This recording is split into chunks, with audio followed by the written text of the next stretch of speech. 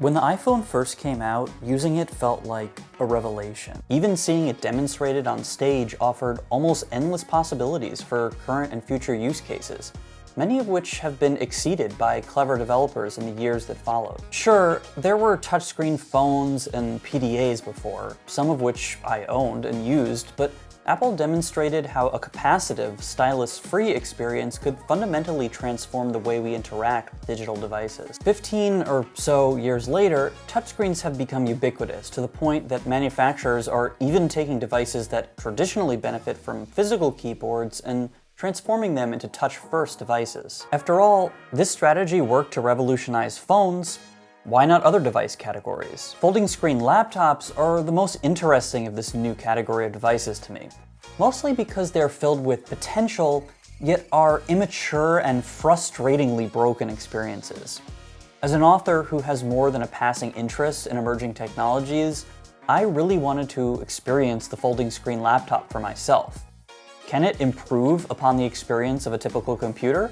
Unlike the iPhone, where many consumers intuitively understood the benefits of the device, I'm not sure these new laptops have the same allure. Before I go any further, please understand that I'm fully aware that a lot of what I'm about to say is just my opinion and not any kind of objective truth.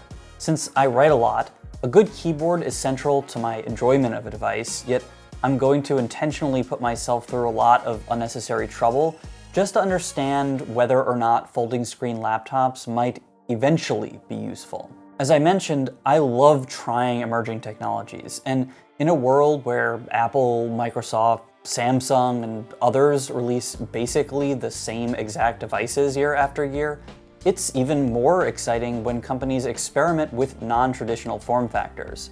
So in early 2020, when Lenovo announced it would be selling a folding screen PC, I was perhaps irrationally excited. I'd seen folding screens in prior years, all the way back to the first tech demos when the folding screen was only a few inches long and could only bend very slightly. When TV manufacturers started selling curved televisions, I thought, why? But when fully folding screens started coming to phones, I got excited. The benefit for phones was obvious. Twice the screen size while keeping pocketable dimensions. For laptops, the benefit is similar. If I want to haul around a 16-inch MacBook Pro, I need a decent-sized bag. However, if the screen folded in half, I'd only need a bag large enough to fit a typical 11-inch laptop, which is a pretty big difference. Unfortunately, the Lenovo X1 Fold sold for over $3,000. Given all the performance and battery compromises, there was no way I was going to pay that much money. Till a couple years later, I managed to snag a used model for under $500 on eBay. Despite how atrocious this laptop is, and I'll get to why in a moment, I can't help but love it. There's something magical about a folding screen, which I think is an emotion that'll pretty much be confined to a few years of tech history. I grew up with CRT monitors, which are the opposite of flexible, so that's my mental baseline. Whether I'm conscious of it or not, my brain is probably comparing these magical OLED screens to the glass boxes of my youth and freaking out because it's basically magic. Besides, the Lenovo's screen is genuinely spectacular in resolution and color vibrancy, if not color accuracy. When folded up, the laptop isn't much larger than a paperback, and when unfolded, it's about the same size as my 12.9-inch iPad Pro. The crease is super visible when the screen's off, but it's not at all noticeable when unfolded. Scrolling across the folded display is a bit of a mind trick, something I will again blame on my aging brain. Because it folds, my mind reads the material almost as paper, but when a web page flows from one half of the partially folded screen to the other, it seems as though the paper has come to life in a truly magical way. I don't think anyone younger who grows up with folding screens will understand what I'm talking about, but that's totally fine. Let's get a few negatives out of the way. First, this thing is criminally slow. There's a noticeable lag after clicking on anything, even Microsoft's own web browser Edge, and heavier sites can lurch about the page as the weak processor struggles to render images during fast scrolling. Second, the battery life is not great. While many non-gaming laptops can last at least 7 or 8 hours these days, and some MacBooks much longer, this machine will struggle to reach 4 hours. Third, and this is the one that bothers me the most, the keyboard is cramped, whether you opt for a virtual on-screen keyboard or the optional hardware keyboard.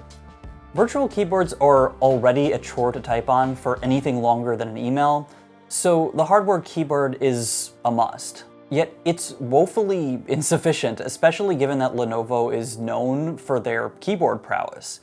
You can use the keyboard in one of two ways: magnetically attached to half the screen, though I should note that it doesn't magnetically charge, or by itself while the laptop is propped up on its kickstand. Either way, your fingers will be cramped. Not only that, there's very noticeable flex on the deck.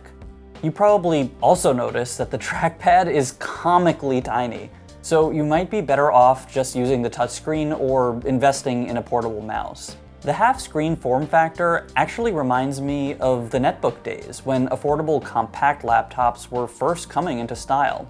Those machines were also slow and cramped, but the screens didn't fold. Unfold the Lenovo and you have a usable screen. Alas, the kickstand only allows for one angle, which is far too upright for my liking. I'm about 6'1", and no matter how I position my chair, I feel like I'm either looking down at the screen at an uncomfortable angle or holding my arms up in an unnatural position to type. Despite all this, I'm somewhat obsessed with the laptop because there's something promising going on. I did force myself to write a draft of an entire chapter on the screen, but about halfway through, my carpal tunnel syndrome started complaining too much, and I switched to another external keyboard. I think a slightly larger form factor might work better, such as the updated 16-inch model or the Asus ZenBook Fold. One of these isn't yet released, and the other is prohibitively expensive and perpetually out of stock, leading me to believe that either these things are way more popular than I thought, or Asus just manufactured a small handful. On a more positive note, I do enjoy that in their half-folded positions, you can easily work from your lap, something you can't say about other tablet-like computers like Microsoft Surface Pro. Since I often sit on my bed or the couch to type, this is a major plus, and I never understood how anyone manages this feat with kickstand devices. There's just not enough stability there for good lapability. Overall though, I definitely don't recommend buying one of these things anywhere near their retail price. They're just too underpowered and awkward to use on a daily basis. However, I do see a future in which folding screens are eventually included in more and more devices, though that future is far more cloudy than the iPhone's was back in 2007. Thanks for watching. My next video will be about my absolute favorite laptop for writers of all time. It's a near perfect gem of a device, so consider subscribing to see that video in about a week. I hope to see you then.